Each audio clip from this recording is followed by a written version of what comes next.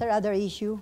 Nag-meeting kayo kahapon ni na Senate President Pro Tempore Jinggoy Estrada and incoming Senator Mark Coleta. About Senate leadership po bang pinag-usapan? Hindi kami nag-meeting, kumain kami, magkaiba yun.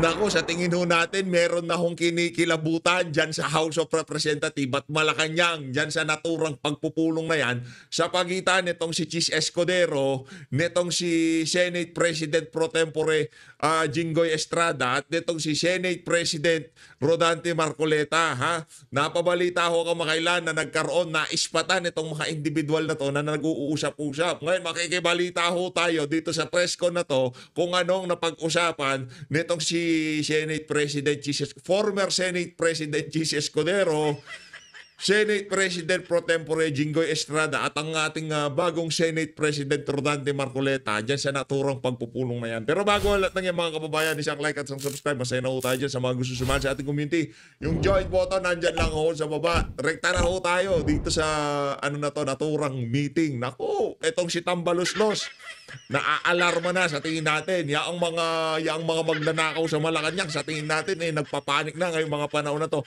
Kasi pagka naging Senate President dyan, itong si Rodante Marcoleta, mark my word, maghahalo ang balat sa tinalupan. Nako, una sa lahat, ang ating babantayan, pagpasok ng 20th Congress, ang budget para sa 2026. Mantakin nyo mga kababayan. Kung sakaling si Rodante Marcoleta ang ating Senate President, pagka nagkaroon ng BICAM dyan, dyan sa budget, pagka ginawa pa nila yan sa Manila Hotel o kung saang hotel pa man, naku, mayayari sila kay Senator Rodante Marcoleta. Kasi narinig natin dyan kay Senator Marcoleta na bakit pa sila gumagasta ng ganyan. Pwede naman gawin sa sa House of Representatives o sa Senado. Bakit kailangan pa sa hotel? Panibagong gastusin na naman yan. Mabubukas na sa sambayan ng Pilipino at maririnig na ang ating mga kababayan kung ano mga pinag-uusapan nila dyan sa mga BICAM na yan. Maririnig na malalaman na yung mga itinatago nila, yung mga sinisingit-singit nila, di ba? O ito na, rekta na ho tayo dito kay Chis Escudero. Sir, other issue. Nag-meeting kayo kahapon ni na Senate President Pro Tempore Jinggoy Estrada and incoming Senator Mark Coleta. About Senate leadership po bang pinag-usapan? Hindi kami nag-meeting, kumain kami, magkaiba yun. Pero ano na pag-usapan during your Wala, kung ano-ano breakfast? lang. Magkakasama kasi kami dati I was with Senator-elect Marcoleta in the 13th Congress. Nung congressman pa ako. Magkasama kami nun. So si Senator Jinggoy nag-ayos nung pagkikita at pag-uusap dahil matagal. Yan, ako. Parang na ho ito, nanonostra na natin. Rodante Marcoleta para Senate President. Nagkasama din. Huwag kayong manibago kayo dyan sa Senado. Lagi namang may first time. Masanay na kayo kung first time nyo makakita na neophyte senator tapos biglang naging Senate President. May first time naman lagi. Sila ng kampanyahan ng 2022. So, naimbitahan lamang. So wala pang ongoing efforts para ma-retain kayo as Senate President? Walang ongoing efforts para ma-retain as Senate President. Anong ibig sabihin ng ongoing? Kaibigan ko naman kasi lahat, Selly. Hindi naman porket magkikita kami, yan lang ang pag-uusapan namin. Si Selly kasi yun yan. Si Selly, nako, yung mga tanong niya, tumanda ka na sa Senado, anak ng tokwa. Yang si Selly, yumaman ka na. Lang niya ka, oo, kahit na pa naman, madam, para sa bayan naman ho, once and for all, tigilan nyo na ho, mayaman na ho kayo. Walang yan, ang tagal mo na, 17th, 18th, 19th, 20th Congress, nandyan ka na. Mga tanong mo, masyado ko kayo na paghahalata, pagkakatabi nyo si Risa, nakakamukha nyo na siya. Natural at normal na magkita, magsama-sama siguro masyadong kami obvious. dahil magkakatrabaho at magkakaibigan kami noon man ngayon. Si Selly na yan, nagpapakagitna. Pag nagtatanong, akala mo talagang tanong ito ng sambayanan, gusto naming malaman. Hindi, tanong ni Tambayan. Pero may ilan pong mga senador na nagsasabi na parang may mga text messages na hinihingi na yung suporta para sa iyo o kaya kay former Senate President Tito Soto. So, meron po bang ibang Sabi Nino, at asan yung text kong ganon? Sir, nagsalita dyan sina Senator Kiko Pangilinan. Sinabi nila meron na silang nakuha na ganun may nakikipag-usap para nga kunin yung suporta. Sa party ko, wala pa akong mini-message na ganun. Pero may mga supporter mo na kasamahan mo na sila yung nag-e-effort na Hindi makumuha para ng sa akin, support. magsalita para sa kanila. Pero wala pa kaming pag-uusap ko. Actually, parang nakatulog lang ako at nakabawi. Mga itong nagdaang linggo lang eh. Naka 11 hours Pero ako sir, isang araw. are you still confident na during that time, kayo pa rin yung Senate President? Hindi to question ng may kumpiyansa o wala. Mangyayari ko anong mangyayari. Panibagong botohan ito. Hindi ito pagpapalit ng liderato base sa kawalan ng kumpiyansa. Ito'y panibagong botohan talaga para sa 20th Congress kung sinong mamumuno ng Senado. Magiging crucial. SP patuloy po yung pag-ipag-usap niyo sa mga senators. Kasi sabi ni Senator Erwin, tinawagan niyo rin daw po siya. Matagal na yun bago pa, nung nanalo siya, siyempre kinongratulate ko siya nung nanalo Natural, siya. But, kukurang that was the last congratulate time I kayo talked to him, talaga. I think. During Mga the recess. malisyoso talaga kayo, mga langya kayo. Hindi ko matatawag na panliligaw eh. Pakikitungo. Normal na pakikitungo. Dahil ngayon, dahil ang term ko ay hindi naman nagtapos ng June 30, so yung mga pangailangan nila dito sa Senado mismo, sila yung mga bagong halal, sila Senators Soto, Lacson, Marcoleta, Villar, Camille, Erwin, kaugnay sa mga briefings at sa mga opisina, tinutulungan namin silang maasikaso. Sir, magiging crucial ba o malaking factor sa Senate leadership yung distribution ng committee chairmanship? Palagi naman, pero sobra naman yung committee dun sa tao. I think we have 41 committees and we only have 24 senators. Marami na ho nagpapaabot sa inyo ng mga incumbent at newly elected senators na mga gusto nilang committee chairmanship. Wala, hindi marami. Meron na. Energy at electoral reform bigay natin kay Rodante Marcoleta. Energy at electoral reform kay Rodante Marcoleta Kasi dapat marami yan. din naman incumbent eh. Pero dun sa mga incoming, sir. Wala pa. Hindi pa namin napag-uusapan ng definite. Ano? Ano? Ma. Ano mang numero meron ngayon? Sino man? Sa totoo lang, nagbabago yan, lalo na kung ganito pa katagal, mahigit 10 buwan pa. But you want to still be the Senate President for the 20th. I will not shirk from that responsibility, let's put it that way. Hindi ko tatalikuran yung responsibilidad at pagkakataon na yon. Pero magiging open ka, sir, sa ano yun? Term sharing. Hindi ko alam kung saan galing yon, kaya hindi ko kukomentaryuhan yan. Sir, pero Hindi paso. galing sa akin yan. Pwede maging option yun, sir. Hindi na pag-uusapan. Saan ba galing yan? Ay, hindi. May mga previous kasi, di ba, na nangyari, sir. Bigla naalala niyo yung mga president dyan sa impeachment? Hindi. Ganon. Ay, sir, other issue. Okay, other topics. Sir, So, yun, Sir, Yes. other topic din ako. Other topic ka na? Apa. So, ay, Kuya Raymond. yung usap-usapan kasi yung supposedly nag-release ng 150 billion daw na pork barrel para sa mga senators. May listahan sila doon na number 1 is Bulacan, 12B, 9B ang Sorsogon, and kaya dalawa yung pangalan nyo na nababanggit na gaano ba ito katotoo? Saan nanggagaling kung itong mga ganitong klase? Sa pagkakaalam ko, FLR ang malaking bahagi ng budget at hindi pa nare-release. Hindi ko pa nalalaman kung anong porsyento, anong lugar yung na-release at hindi. Pero sa pagkakaalam ko, dahil sa pag-review ng Pangulo, kung maalala mo, NFLR karamihan ng mga releases. So ng wala, buong gobyerno, ng buong gobyerno. Hindi ko alam kung dahil sa eleksyon, hindi ko na rin natutukan. pero may ganun nga listahan na May 150 may ganun talaga na list na up to 150 billion for senators. Hindi ko rin alam. Hindi ko rin alam kung saan nakuha yung total na yon. May mga proposed amendments ang mga senador at ang mga mambabatas sa Kamara man o sa Senado na dumaan sa proseso ng amendments. Kung saan mang lugar yon, nakalagay naman sa budget lahat yon. Sir, other topic. Ngayon, kung na-release o hindi, DBM siguro makakasagot nun. Hindi ko alam. Hindi ako updated. Kasi hindi automatically released eh. Hindi ka mukha ng dati. Ngayon, kailangan ng SARO. Sir, other topic. Yes. Meron ding mga panawagan to suspend yung mga oil taxes. Tapos pero sabi ng DOE, only Congress can do that. Wala po bang? Pabor ako dyan noong paman. In fact, yung original version ng train law na ifinail, ang pinanukala ko ay bigyan ng standby authority and Department of Finance na babaan yung value-added tax na pinapataw sa petroleum products. Bakit?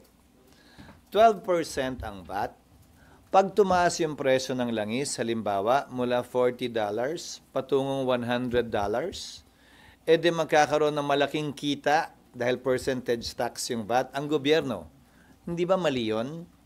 Babalikatin, papasanin ng sambayanan yung malaking kita ng gobyerno, samantalang wala naman yun sa pinroject nilang kita para sa taong yun. Kung hindi ako nagkakamali, ang projected na presyo ng crude oil ay nasa $40 to $60 for 2025. Pag pumalo yan ng 81 dahil sa kaguluhan sa Middle East, may malaking porsyentong makukuha ang gobyerno, hindi naman niya tatama yun.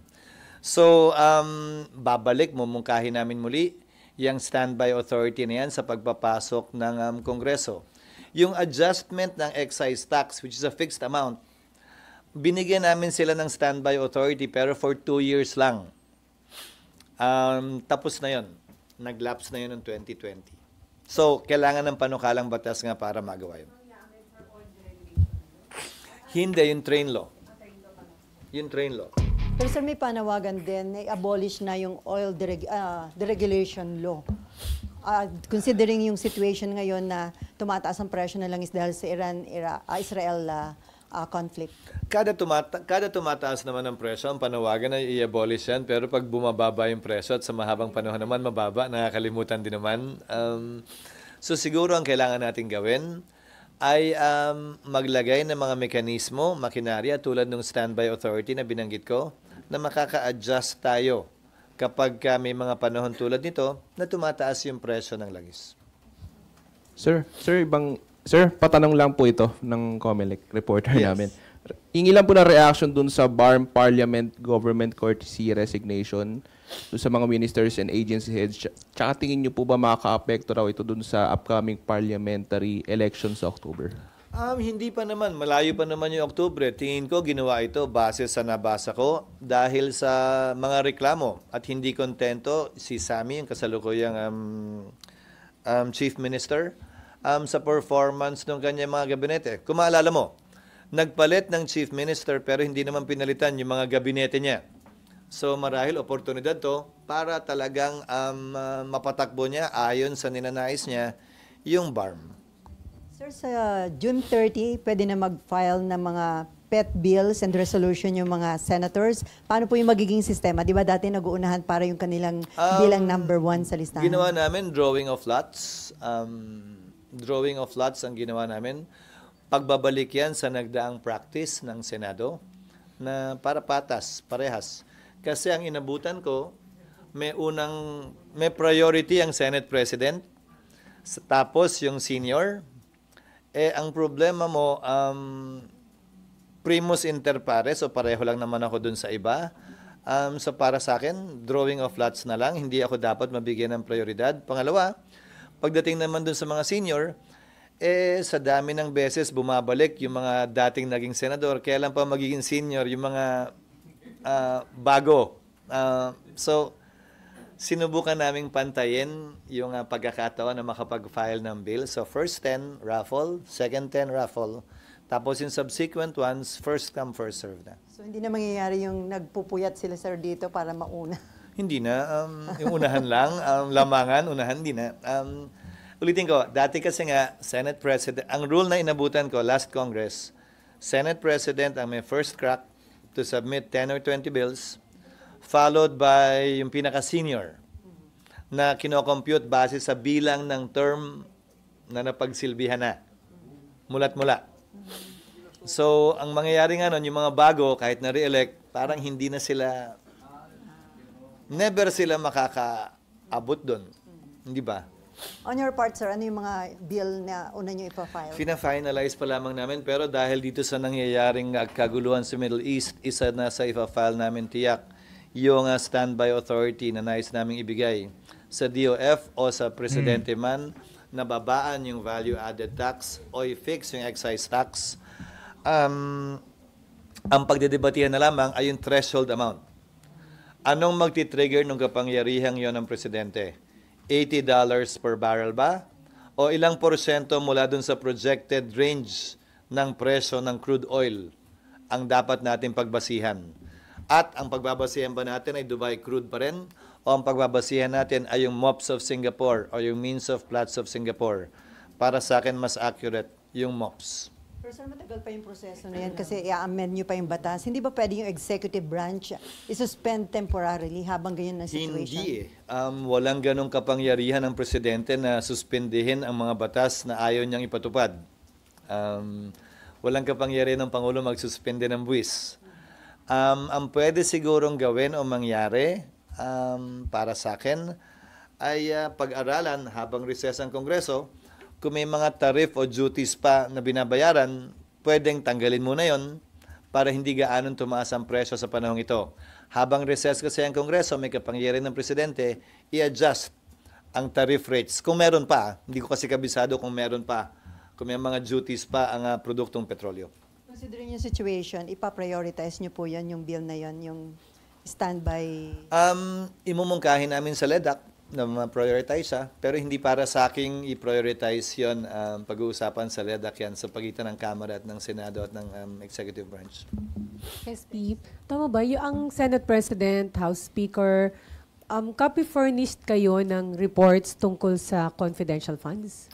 And Pursuant intelligence sa funds? JMC, Joint Memorandum Circular, oo. So, meron din kayo nung confidential funds, yung report ng OVP and DepEd? Nung nauso yan, nung napag-usapan yan, tiningnan ko, parang iba yung hawak ng House sa sinusumite. Hindi ganun kadetalyado. Sa pagkakaalam ko, yung mga binabasa ng Kamara ay galing na sa COA. Hindi galing dun sa submission na naunang binigay na sa kanila at sa amin. So, wala kayo nung report ng confidential? Yung mga pangalang binabanggit na naririnig natin sa media, wala akong maalalang napansing ganun nung tiningnan ko. Pero pinapasa-pasa yan, nakalagay lang naman sa kahon doon pag sinusumite. Ang ayon sa Joint Memorandum Circular lang ay hindi pwedeng kunan ng picture, litratuhan o ilabas sa kwarto ni naman. Pero pwedeng ipakita sa sino mang miyembro ng Senado. Pero kung halimbawang kailanganin, kung meron doon at kailanganin sa impeachment trial, pwede niyong gamitin yun? Kung meron naman din ang Kamara, prosecutor sila, bakit hindi sila? Okay, doon na lang gamitin. Di ba? Kasi dapat pareho naman yung matanggap yung report. In theory, ng Speaker. dapat pareho naman yun. Okay. Pero submission lang ang binibigay sa amin ayon sa GAA. And from this SP, dapat ba magkaroon ng reform or changes sa reporting ng confidential and intelligence funds? That is a subject matter of the Joint Memorandum Circular and the special provisions of the General Appropriations Act.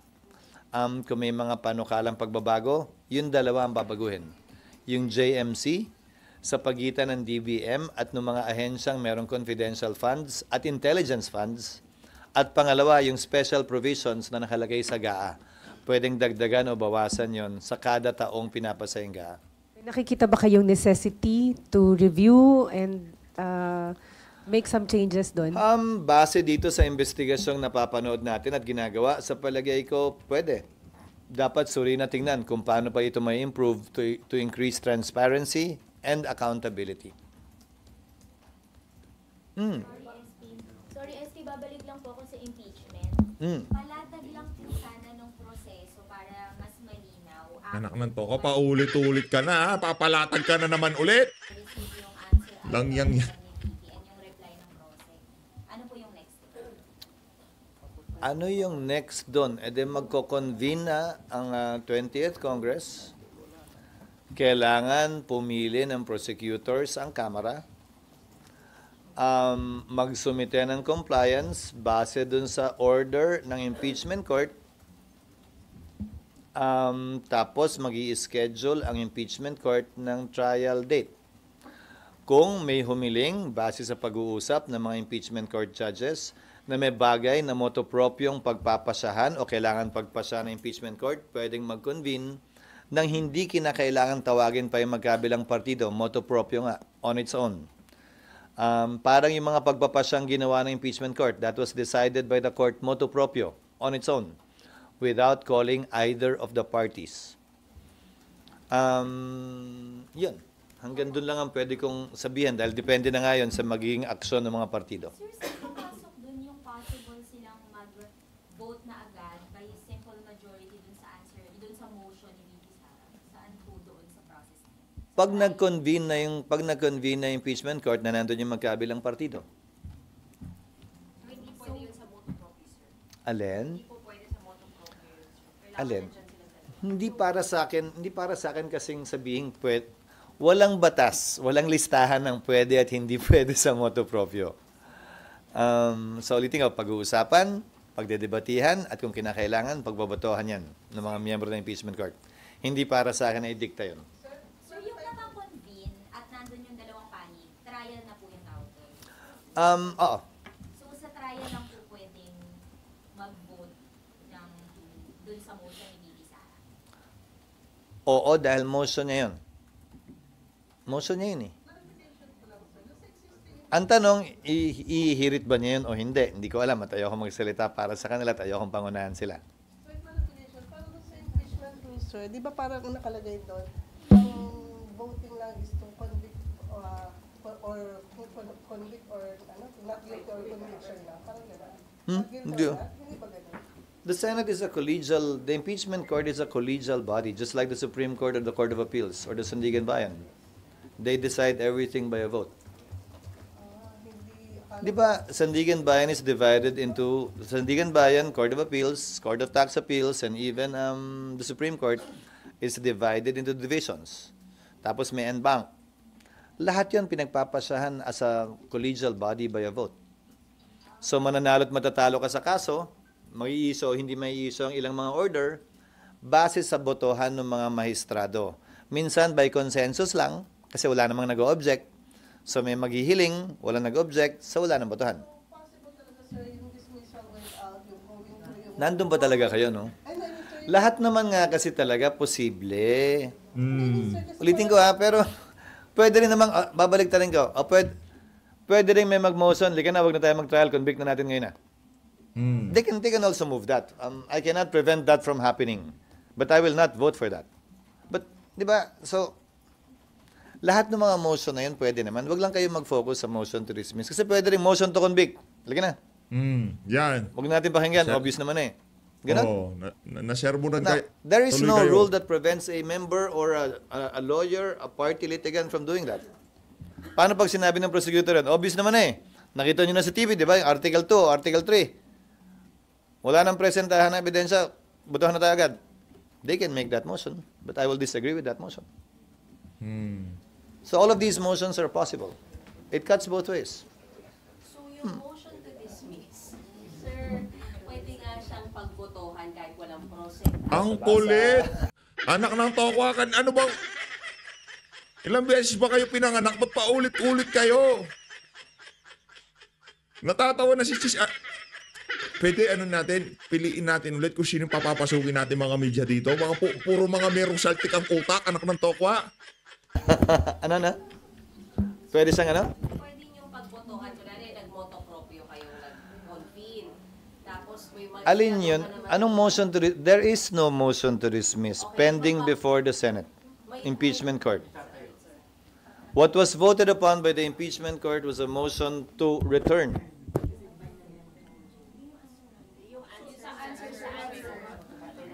The party has to bring it up. So kailangan nandiyan yung... The party claiming it has... Ikaw na nga mismo nagsabi. Alam nyo na yung mga... Kino-corner ka lang nila, Brad. Anak ng tokwa, oh. Panay ang bato nyo kasi sa impeachment court nung dismissal, nasa sagot naman ni VP Sara yon. Ngayon, kung sasabihin yun ng abogado o hindi, nasa sa kanya yun. Wala naman para sa akin na sabihin, magbibigay ako ng hint, pag nag-trial, ganon, wala namang ganon. It's up to them. It's not up for me to decide on that, nor to cajole them into doing it or not doing it. mga criticism, SP. Hmm. Yung pag-return ng articles of impeachment, practically you aided or you gave the Vice President ng dahilan o ng basis para sa paghingi ng dismissal. Tinulungan siya sa kanyang defense. Yung tinanong namin dati ng pending sa Korte Suprema. So, final niya na yun dati pa. Yung motion ni Senator Bato na inamyendahan ni Senator Cayetano, yung isang yun, dati nang binring up na ikalawang Pangulo yun sa kanyang petition sa Korte Suprema. So, anong tip doon? Siya yung nag-isip nun at siya yung nag-bring up nun. Hindi ba? SP? Yes, ma'am. Tanong lang, yung since may electronic copy na po sila ng answers, yung senator judges, may nasasabi na po ba sila or bawal po sila magsalita after mag-reconvene? Hindi naman bawal magsalita kasi may pangalawang proseso pa yan eh. Pagdating ng June 30, noon time, bibigyan naman namin ng kopya din yung mga bagong halal na senator judges. Bagaman hindi pa sila nakakasumpa, bilang miyembro ng impeachment court, bibigyan namin sila ng kopya din pagdating ng June 30. Sa ngayon po ba may nasasabi na sila? May nare-raise na sila or wala pa? Wala. Walang, ewan ko kung sinong kausap nila o sa kaibigan nila. Sa akin, wala. SP, ano lang, ibalikan ko lang yung lumalaking tension sa Israel-Iran conflict. Kasi nakasawasawa na yung US and then Iran is seeking help from Russia. Ayun na nga mga kababayan, dito na una tatapusin ang ating reaction video. Maraming salamat po sa pag-support sa Page Update. Mag-ingat po kayo lahat. Mahal natin ng Pilipinas.